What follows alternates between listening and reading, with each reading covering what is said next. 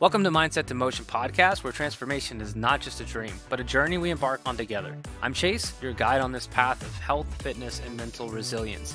Each episode, we will dive deep into strategies that bridge the gap between wanting and becoming, exploring everything from fitness hacks, biooptimization, and nutrition tips to the power of a positive mindset and habit formation.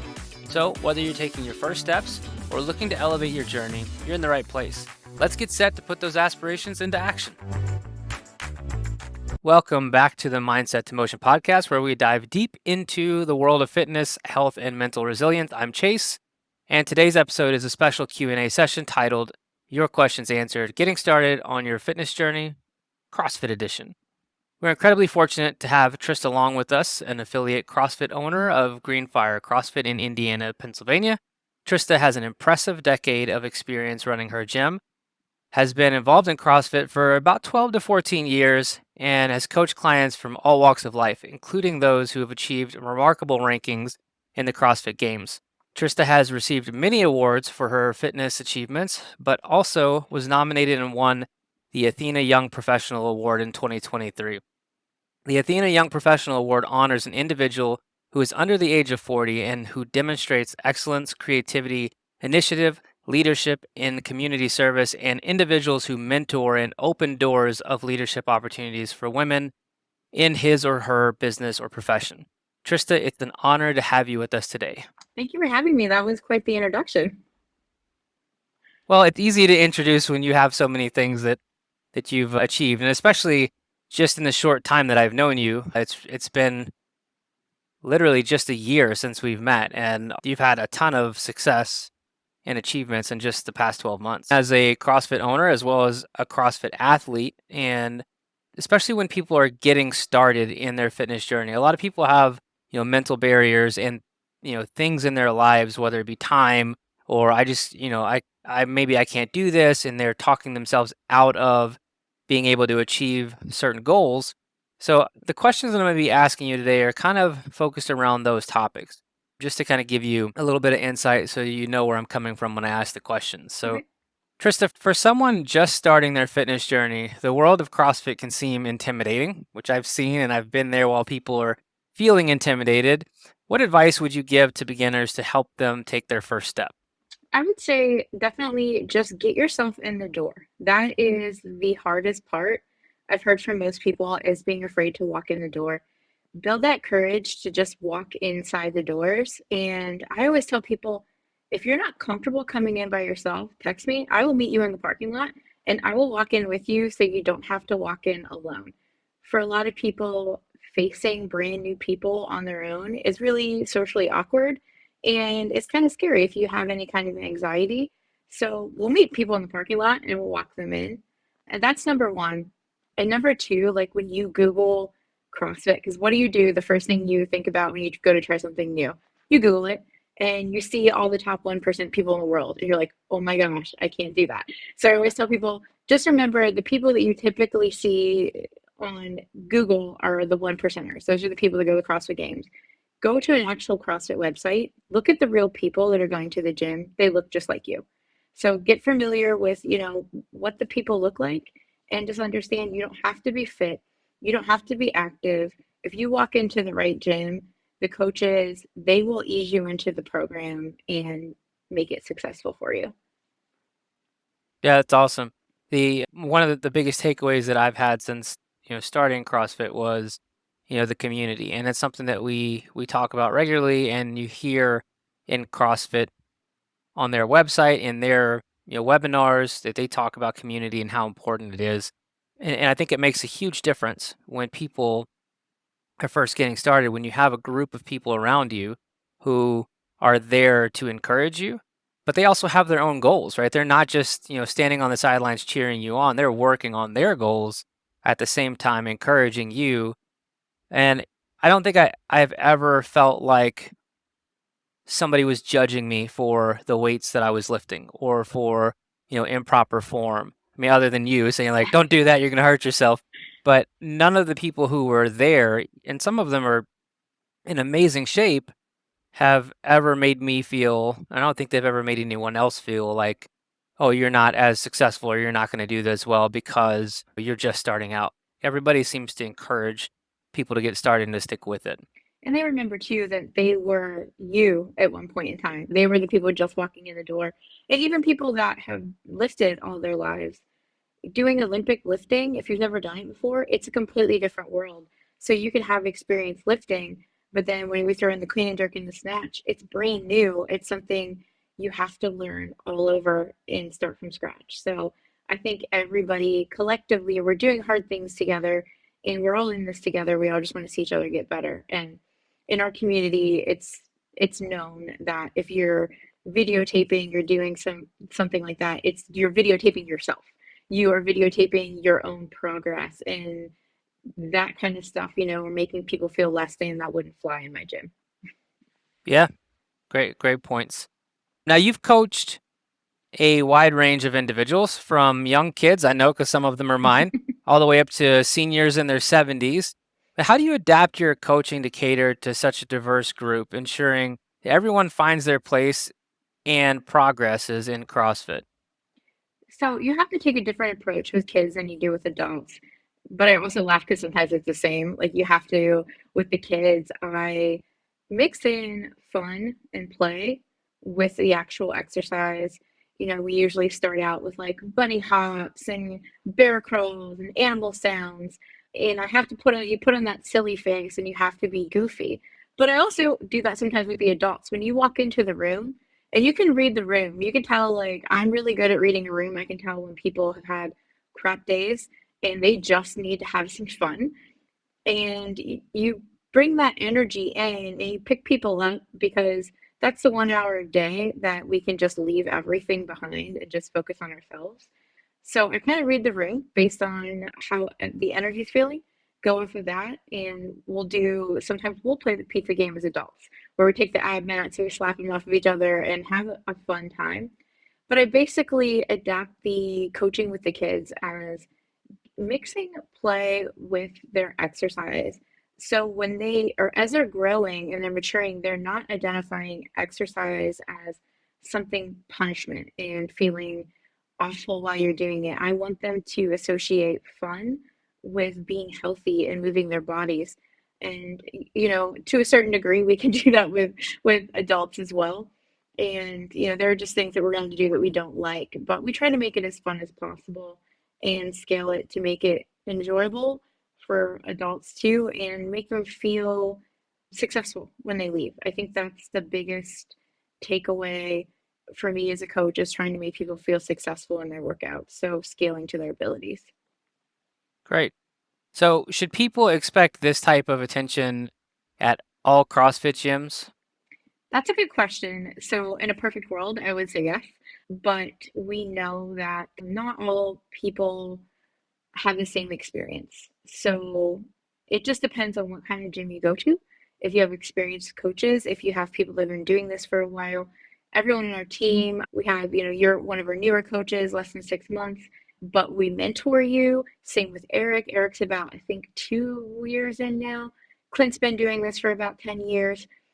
You learn this as you go, and you learn how to scale and how to meet people where they're at. And you also know from yourself being an athlete of, okay, this person is probably around my level. This is what I would do if I were in their shoes. Sometimes some gyms get a little overzealous of trying to get people to push a little bit harder than they should. It's about experience. And I always tell people to go to the gym, see if you like it. And if that's not your place or you don't feel comfortable, go to the next one. There are so many Yeah. different affiliates out there and different styles of coaching. Doesn't mean anything's right or wrong, but there are just so many different styles that you might identify at one gym more than you will at another. A few minutes ago, you mentioned the one percenters that we all see whenever we're Googling CrossFit, right? And we see these elite athletes, and achieving a place in the CrossFit games can be a dream for a lot of people when they first look into it. Could you share some insight into the dedication and training it takes to reach that level, especially based on your experience coaching athletes who've made it there? So I have a master 65 plus who we actually took to the CrossFit Games in 2021, John Perry. He is an incredible athlete. He has been an athlete, or at least someone who exercised all of his life. He trained 6 days a week, all the time. He eats healthy, he sleeps well, he listens to coaches. He is 100% dedicated. But with that dedication comes sacrifice. So there might not be lots of going out to eat with friends. There might not be lots of, afternoon drinks with friends because at that high level, you really have to be on point with your nutrition, with your sleep, with your recovery. So there comes sacrifice with that. And with Jasmine, our adaptive athlete, it's a little bit different of approach with her. She has a feeding tube. She's in a wheelchair. She is prone to get infections. So on her approach, we're kind of on a day-to-day basis of how are you feeling and listening to her body. Sometimes she has seizures. We have to really just play on what her nutrition is within the past few days and kind of go from there. So but she's also a eat, sleep, gym kind of person. She's not a person that goes out, drinks, and does any of that. A lot of it due to her health, but also to her commitment to where she wants to be inside the sport. Got it. And so those one percenters we see, they're probably working out 6 to 7 days a week, multiple times per day, in order to maintain that level of fitness to be able to keep up with the other elite athletes in the sport. Definitely. And I think that's a big mindset shift for typical CrossFit athletes compared to the elite, the people that are getting paid and sponsored for this, is just remember that like these people are working out a couple of days a week. Most of us come to the gym for an hour a day. 65 plus in the masters, JP is an hour a day. Same with Jasmine being an adaptive athlete. We do an hour a day. We don't do more than that. So getting people to understand that too, that level of fitness that you see in the 1%, they are doing that as a profession. Where the rest of us, we have jobs, we have responsibilities, we have families, we have all of these things. Yeah. We want to be in the gym all the time, but we can't do that. Yeah, that's a great point. So you mentioned something with JP about nutrition, and nutrition plays a crucial role in fitness success. So how do you approach the topic of nutrition with your clients, especially those who are new to a structured fitness routine? So I typically let people start the program with CrossFit, talk to them about, the general CrossFit, eat meat, vegetables, a little bit of fruit, nuts and seeds, no starches kind of thing. And then as they dive deeper, I let them come to me and ask questions. I do offer nutrition coaching, but I don't push it on anyone. I want people to be ready, but when they're ready to talk about it, we discuss, the amount of protein they should be eating, carbohydrates, and finding what works for them. I don't think that there is a cookie cutter mold that fits everybody. You see a lot of templates, stuff like that.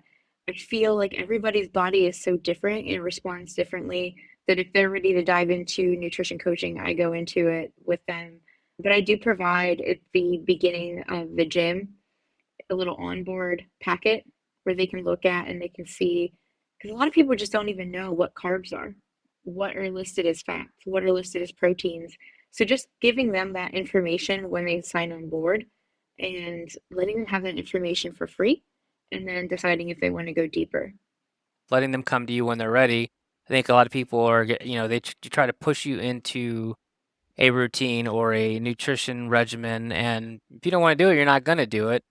The other thing, and I talked about this on one of my other episodes, it talks about elimination dieting and how it's one of the least successful methods of helping people through nutrition, because when you take somebody and say, you're not allowed to eat this anymore, eventually people fail. Right? They get mad, they get upset, and then usually they end up binging on whatever that thing is that they were trying to avoid, right? So if you want a donut, eat a donut versus like don't eat a donut for 6 months and then you eat 30 donuts in one sitting, because you lock yourself into this mental aspect of I have to be all or nothing and I can't have a healthy balance with things that I also enjoy. Absolutely. And I think too, pushing people into nutrition or forcing something on them too fast can kind of take that joy of starting something new away and also pushing too much information at once. So getting them into the routine of working out every day and then when they're ready, hey, what should I be eating? And I'm always sensitive to the topic because I myself have struggled with an eating disorder, from a teenager on. And it's a sensitive topic, especially for women. Not saying that men don't also have eating disorders, but for women, elimination diets, crash diets, I have tried every single one throughout my lifetime. And I have a lot of experience with them. And I experienced everything you described with elimination diets, the crashing, the binging, all of that. And I don't recommend elimination diets to anyone unless it's like for a specific health reason where they have, celiac, something like that, where they have to cut out certain things. And that's when that's outside of my scope of practice. I send them to, Sure. professionals. Yeah. So you talked about Jasmine a few minutes ago, your adaptive athlete. And so, when I first learned about adaptive athletes, I found it, incredibly it's inspiring to see the skill and the things that they're able to overcome, and they don't allow, something that is a handicap to stop them from still going after things that they want to. Could you tell us what is an adaptive athlete, first of all? And then also, could you talk to your experience coaching an adaptive athlete to becoming, I believe she was number one in the US, Mhm. right? And number four in the world last year from the CrossFit Open. Tell us about that. So, adaptive athlete is basically someone that has limitations. That means that they can't do it as prescribed or written. So, there are so many different divisions in CrossFit, which I think is so cool. When we went to the CrossFit Games in 2021, we saw, seated, they have upper extremity, lower extremity, seated with hip function, and they have a neuromuscular division. So, all kinds of different divisions. And she is in the seated with hip function. So which means she does have a little bit of hip function, and just watching her perform is incredible. The resilience she's built in herself is something that I strive for all of my athletes to have. And it sucks when you say the word resilience because you know that they've been through some hard things in their life. But that kid does not let anything hold her down. And when she came to me, I've never worked with an adaptive athlete before. And the thing I said to her was, I need you to teach me, and I'll teach you. So if there anything I ever say that is the incorrect dialogue, the incorrect language, talk to me, let me know, and teach me how you want to be treated. Because you don't want to make them feel incapable, like you're catering to them, but you also want to make sure that you're helping them where they need it. Because a lot of times, someone that has a handicap where people try to do everything for them and they don't want that either. So we have a good balance of, hey, do you need me to get your barbell today? No, I'll get it. Another day, she's like, can you please get that for me? So we have that good dialogue and we talk about, like the sensitive thing with language, how you talk about limitations and how they like to be described. And we had very open dialogue, and she's been absolutely crushing it, even with all of the health complications that she's had. She literally last year came straight from the hospital and did a workout and absolutely just wrecked this workout. And I'm just like, I don't know how you do this. I just don't. Yeah, so she's the first adaptive athlete that I've ever been around, and watching her work out. So I work out before she's there, but as I'm leaving, watching her work out or on the weekends when she does it, it is amazing to see, what she can push herself through. And like you said, she doesn't allow it to get in her way. Like I watched her one time, like crawling up the side of the rig so she could get to the pull-up bar and like by herself. Like she didn't want anybody over there, didn't want help. Like she needed to do it on her own, and it's really inspiring to watch that. She doesn't allow those things to hold her back. And to be honest with you, she was doing the skier the other day, and she's jacked, man. Like her back was like, check out, like this girl is, she's put in the work and she's got the results for sure. And the equipment that like Equip Products makes, Rogue having the lower pull-up bars, that's been a game changer for her. Where I can put those up, she can kind of like snake up the rig, grab onto that pull-up bar, and is doing pull-ups. The equipment that they have came up with to help adaptive athletes has been like spot on, and we're so That's fortunate to awesome. see. Yeah, Yeah. Cool. So looking back on the 10 years that you've been running Greenfire, this year is 10 years, right? that's 10 years. Yeah. So what stands out to you as the most rewarding part of the journey as a gym owner and coach? So I feel like that's a loaded question. So I think taking JP to the CrossFit Games was, the biggest, like, aha, like I've done this, I've made it kind of thing. Just walking in beside him, getting that little wristband that said coach, standing in a room full of other coaches that I watched on the internet. And you go through that thing in your mind where you're like, should I even be here? Like, am I supposed to be in this room? To being like, yes, I belong in this room. I have a games athlete. And just watching him, someone who has worked so hard alongside, he started out as an athlete. I was beside him as an athlete working out. I bought the gym and watching his journey progress. Then, of course, with Jasmine, just watching her come into the gym and get to grow with her, honestly, like get to grow with her emotionally, physically, just seeing all the different changes with her as an athlete and her mental health. Her mental health improving as she's going along this journey has been phenomenal to watch. I know we talk about like all of my athletes. I think the most rewarding thing for me as a gym owner, and it goes with all athletes, is seeing every single one of them reach the potential that I knew that they had. And you see it when it happens. They're like, I did this, like I hit this skill. And like you see them light up. And I'm like, I told you you could do that. I knew you could do it. That's why I've been on you about staying on this movement, trying it again and again. And seeing people get that light in their eyes and know that they finally like see the potential in themselves that I've seen in them, that's kind of what it's all about for me. Like that makes my entire day. Yeah, that's awesome. After 10 years, those little things are still the biggest rewards for you because there are times where people I don't even know, right? Like I can see somebody post on Instagram and you can see them hit a skill and just like not only themselves, but all of the people in the room just like so happy for them that they achieved something that you can tell, like, I've been working on this for years. I've been working on this for months, every day trying to get this. Even some gym owners that are like hitting skills and they record it. And it's just like every time I see that, I get goosebumps and I'm just like, oh my gosh. And I don't even know these people, right? I still get Exactly. excited for them. That's awesome. So now I want to shift focus to our listeners. So, I hope that today's Q&As with Trista have provided you with a valuable insight and motivation to start or continue your fitness journey and to try out your local CrossFit affiliate. If you have any questions or stories you'd like to share, reach out to us on Instagram or LinkedIn, or you can just put comments in YouTube. Your engagement is what makes this community so special, just like the CrossFit community. Trista, thank you for sharing your experience and your expertise with us. Your contributions to the CrossFit community and the successes of your athletes are truly inspiring to our listeners. Remember, every fitness journey is unique and it's never too late to start.